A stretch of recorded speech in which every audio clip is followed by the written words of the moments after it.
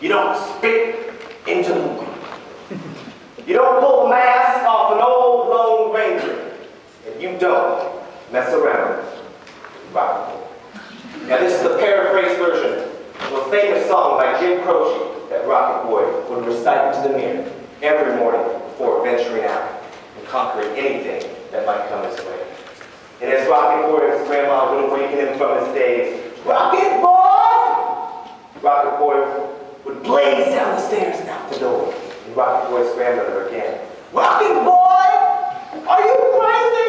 You forgot your pants!" With Rocky Boy's head down, he trudged back inside. Some would say that Rocky Boy was forgetful.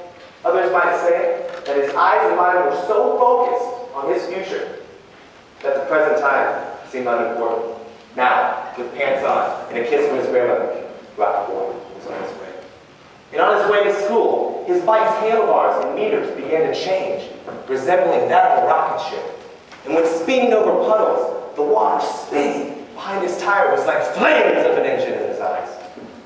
Rocky Boy was always in such a hurry to get where he was going. He often would ignore other spaceships on his path.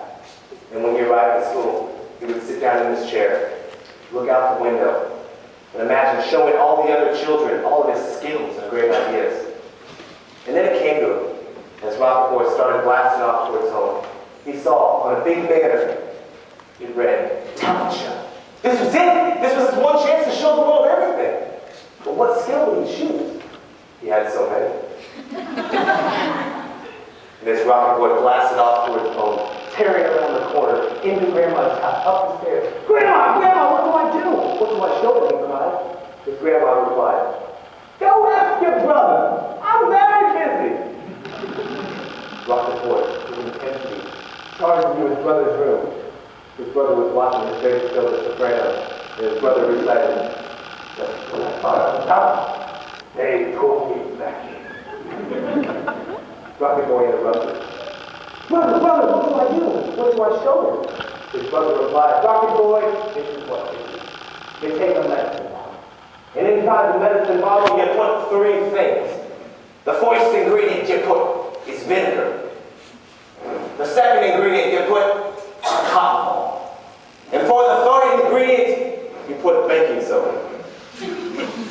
You tighten the cap very tightly. You poke 3 holes in the top and you tip it over. The ingredients will mix together and create a reaction that will fizz and Rocky Boy heard that. And the whole night before the contest, Rocky Boy stayed in bed and dreamed of the audience's response over and over. And every time, it was even more magnificent. And finally, the day of the contest drew out. Rocky Boy, just like every morning, woke up and stood in front of the mirror and said, "You don't mess around with Rocky Boy."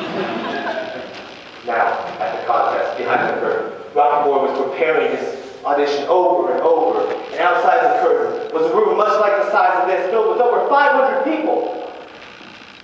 And when Rocky Boy's name was called, he stomped up on the stage, glaring helmet and all. He showed his rocket to the crowd in the process necessary for it to fly. And he asked, "Toastmasters, will you count down with me?" Yes. 3, 2, 1. On 3, he tipped the rocket over. On 2, the rocket started trembling and trembling. On 1, the rocket just like this. The rocket didn't take off. Somebody laughed. The laughter spread. Even Rocky Boy's grandmother, "Oh, Rocket Boy!" The tears in his eyes, Rocky Boy threw off his head and muttered across stage. He possessed his brother. And he cried to his brother, "Brother, why? Why didn't this rocket take off?" And he said, "Rocky Boy, you're so fast. You forgot what I was saying. It's not a rocket, it's a submarine. You put the rocket into a water tank, and it goes down to the bottom. And then when it mixes together, it rises to the top." Rocky Boy was so embarrassed that the next morning, when he awoke, there was no epic recital in the mirror, no bike rides in planes. And when he got to school, he sat in his chair just like every other morning. Until many, many years later, Rocky Boy could stand in front of you tonight and share his story to the world of Toastmasters. Toastmasters are love to death. There are many things that can be taken from the story of Rocky Boy. First, we should always test something before we try it. Or that humiliation will carry with you as long as you let it.